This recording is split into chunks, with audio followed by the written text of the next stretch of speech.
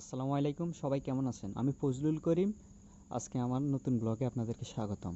আজকে আমরা যাব চাঁদপুর যাওয়ার জন্য আমরা মেহের স্টেশনে এসে পড়ি সকাল 10টার দিকে, কিন্তু আসার পরে আমরা জানতে পারি ট্রেন ছাড়ে এখন থেকে 12টা বাজে। কিন্তু আগে এই ট্রেন ছাড়া হতো 10টা অথবা 11টার দিকে। আমরা আগের টাইমে চলে এসেছি। এখন আর কি করব, এখন আমরা বাসে যাওয়ার সিদ্ধান্ত করি, কিন্তু এখন অপেক্ষার পরও আমরা বাস পাচ্ছি না। এরপর আমরা সিএনজিতে উঠে পড়ে।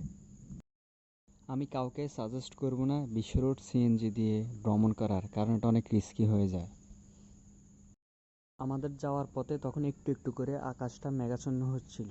বৃষ্টি আসার আগ মুহূর্তে অনেক সুন্দর দেখা যায়। আমাদের চিন্তা ছিল বড় স্টেশনে সরাসরি না গিয়ে আমরা পুরান বাজার যাই, ওইখান থেকে আমরা নৌকায় করে বড় স্টেশনে যাব। এখানে যে ট্রলারগুলো আছে ওইগুলো সবগুলো যাবে চরে। এই ট্রলারগুলোর মাধ্যমে চরের মানুষ যাতায়াত করে থাকে এখন, এবং তাদের প্রয়োজনীয় খাদ্যদ্রব্য নিয়ে থাকে।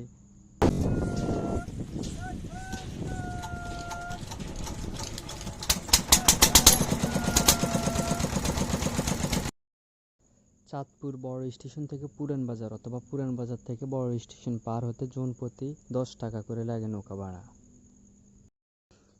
আমার কাছে নদী সবসময় বর্ষাকালে ভালো লাগে, কারণ তখন অনেক পানি থাকে নদীতে এবং স্রোত থাকে, কিন্তু ওইটা অনেক বিপজ্জনক। যাওয়ার পথে ছোট ছোট নৌকায় দেখতে পারলাম অনেকে মাছ ধরছে।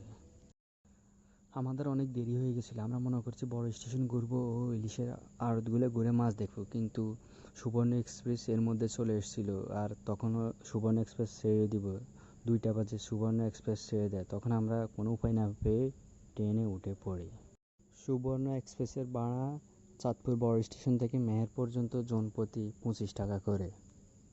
অন্য অন্য দিন ট্রেনের ভিতরে অনেক ভিড় হয়ে থাকে, দাঁড়ানোর পর্যন্ত জায়গা থাকে না, কিন্তু আজকে একটু ভিড় কম, কারণ আজকে বৃষ্টি হচ্ছিল। আজকে একটু স্বাচ্ছন্দ্য বোধ করে আমরা আসতে পারছিলাম।